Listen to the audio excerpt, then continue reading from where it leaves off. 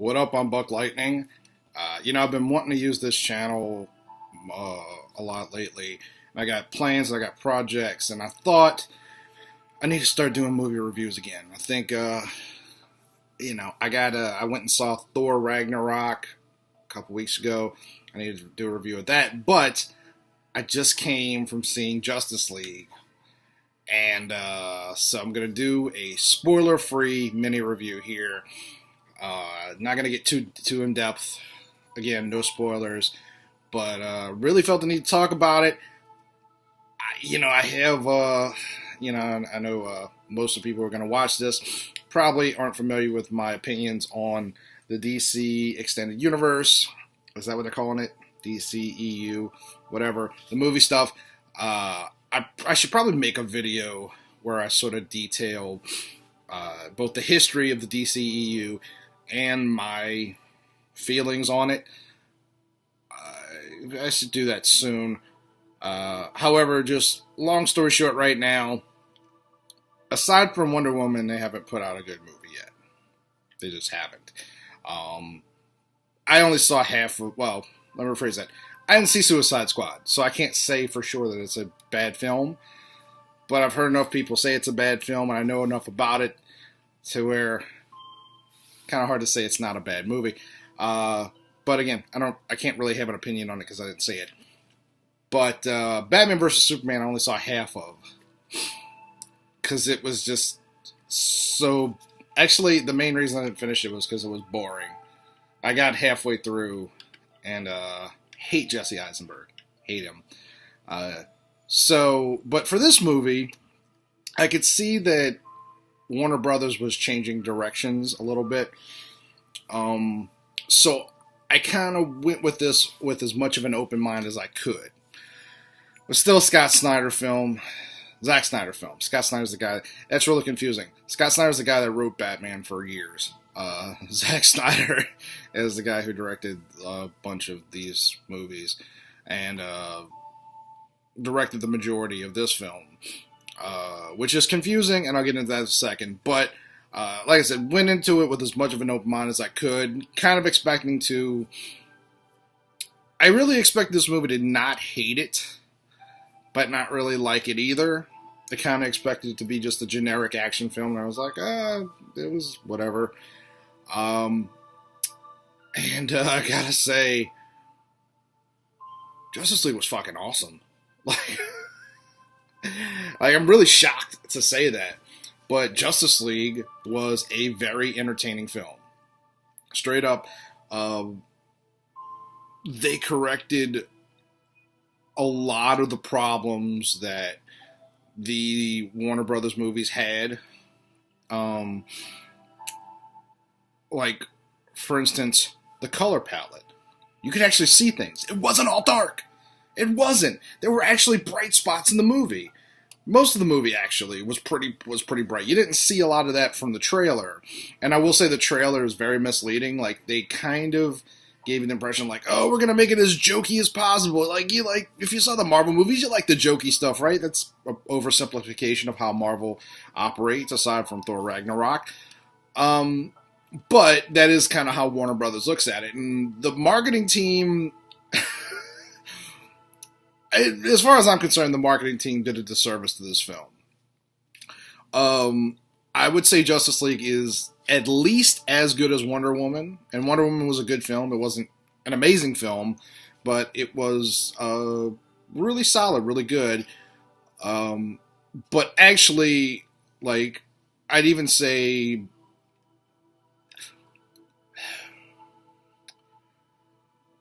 I feel like Wonder Woman might have been a little more competent in terms of direction and storytelling. Justice League was a much more enjoyable film. I enjoyed the hell out of Justice League. I do want to take a brief second, now I'm thinking about Wonder Woman, to address, there was a controversy this week about, feminists getting upset because they saw a set picture of some of the Amazons, and the Amazon costumes were changed in this movie, and they were wearing, leather halter tops and what have you, and just, a severe overreaction from a set photo without any context. All those people can shut up. Frankly, the costumes that were in that were not in this movie. Now, it is worth pointing out that some of the Amazons, not all of them, but some of them do have bared midriffs. It didn't look like the costumes in the picture, so I think that was probably what went on underneath like the armored pieces. And you can argue that any bare midriff for these warriors is ridiculous. However, let's not pretend that the costumes in the Patty Jenkins movie were practical, because they're not. That's not practical for warriors. However, I do think that the Amazons that did have those bared midriffs it was about half of them, so I'm thinking they just decided to go a little cheaper on some of the background Amazons, because there were a lot of Amazons in this movie. No, not going into that any further, but I think it was probably just a costuming choice. Like, let's let them look good, and let's save a little money and not like buy full armor pieces and stuff like that. So whatever, you can be upset about that if you want, but if you do, you're an idiot. Anyway, so moving on from that controversy. So, loved it. Gal Gadot, I never got to the part of Batman vs. Superman that she was in. I only saw her in Wonder Woman, and she was great in Wonder Woman. I was a naysayer with her. I still feel like she's a little skinny, but she really owns the role, and especially by this movie. I think she's a lot better in this movie than she was in Wonder Woman, because she's given more to do. Well, some people disagree with me. I feel like she was given a little bit more to do in this movie. In terms of acting, not in terms, obviously, in the Wonder Woman movie, she's the main character. But she's sort of the main character in this one, too. I feel like more so than Bruce. That is one thing about this movie, is, like, Batman tells everybody his name. It was really weird. Like, I didn't let it get to me. But he's just telling everybody. He's like, yeah, by the way, I'm Batman. Just so you know, Bruce Wayne is Batman. Just so you know, like, it was very Spider-Man 2. One of my biggest, like, I don't like the movie Spider-Man 2. I think it's terrible. Not amazing. Well, I don't like Amazing Spider-Man 2 either. I didn't see that one. But like in that movie, Peter Parker's just telling her, like, taking off his mask for everybody. It's a very similar thing here. Really strange. But moving on, the only part of the movie that I genuinely disliked, and when I say dislike, I mean hated, is Ezra Miller. The Flash sucks. I will not be seeing Flashpoint. Every time he speaks in this movie, the movie halts for me. He's supposed to be the comedy relief, and there's actually moments where it almost feels like he's doing people disagree with me on this, but there was a couple of brief moments where I was like, is he trying to do an impression of Anthony Daniels as C-3PO? Something about his movement. I don't know. It was weird for me. Maybe it's just me. But he sucks. And none of the comedy relief, and I get it, like, for a movie that's this heavy on, especially considering, like, the history of these movies, and they tend to be dark movies that tend to take themselves too seriously. I get that they wanted to have comedy relief. Ezra Miller sucks. I don't know. It's definitely at least partially the dialogue that he's given, because I've seen him. He was Credence in Fantastic Beasts, and I love Fantastic Beasts. That was my favorite movie of last year. So I can't say that he's just a terrible actor. But if anyone could have pulled off that dialogue, it wasn't him. It sucks. And I really, like, if Barry Allen would have died in that movie, I'd have been like, I'd have clapped. But yeah, just, Ben Affleck is Batman. Bought it. I liked him. I've always thought that he would make a good Batman. Again, I didn't really get to see much Batmaning go on in Batman vs. Superman, because I cut off halfway through. There was a little bit of, like, weird SJW stuff in the beginning of the movie that it didn't completely take me out of the movie, and it didn't ruin the experience, but there was a little bit of, like, they're not gonna, what? Like, how much of this are they getting into? And they didn't get into a lot of it, thankfully. Again, Gal Gadot, best part of the movie. But aside from Ezra Miller, they were all pretty perfect. I love Jeremy Irons. The Jeremy Irons Alfred I'm a little weird on. I don't think it was bad, but just whatever. But um, the guy who plays, I can't think of his name, but the guy who plays Cyborg, great. The Transformers Megatron armor didn't really bother me as much as I thought it would. Who else? Jason Momoa, a little over the top, but they went for something and it works. He's actually a little better at comedy relief than Ezra Miller. I mean, I don't think he's supposed to be a comedy relief character, but he does have some funny moments. And it's not funny, haha. Maybe that's the thing. The Ezra Miller moments, they're going for like, oh, isn't this hilarious? Like, look, he just made a joke about brunch. He's being wacky. It's terrible. It's absolutely terrible. Jason Momoa moments go for like, just, that was amusing. And that works in this movie. Like, it's not a comedy. Don't just throw me jokes. Yeah, I'm genuinely shocked. I hope this is a good sign for the future of these movies. I don't, like, there's this weird conception that, like, if you're a comic book fan and you're looking at these movies, like, or not even if you're just a comic book fan, but that, like, there's the Marvel people and DC people, and you have to hate the Warner Brothers movies. If you love the Marvel movies, you have to hate the Marvel movies. No, the reason that I hate all the Warner Brothers movies is because they suck.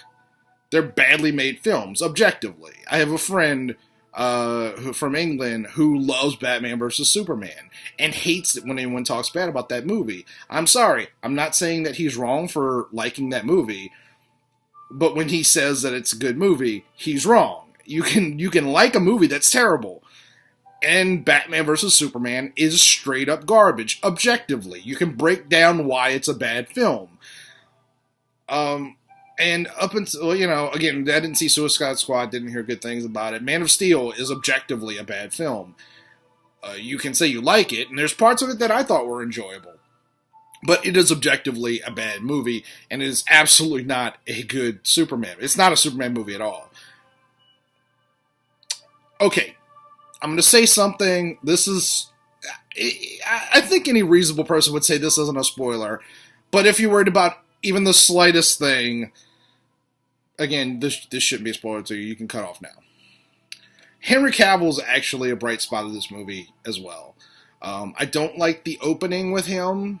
I see what they're going for, but they were clearly, I'll just say, somebody watched the recent Spider-Man movie, Homecoming, before they made this.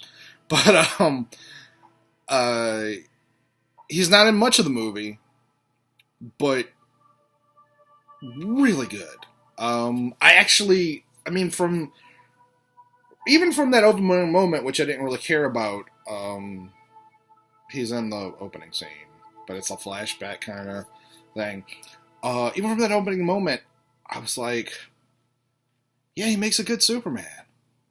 You don't see it in Man of Steel. You don't see it in Batman vs. Superman. In Justice League, he's fucking Superman. It works. This is what, I think I got off point earlier, but the reason the Marvel movies work is because they're competently made. You can like them or dislike them, but they know what they're doing. They love the characters. They're going for it, and they're trying to give you a good experience.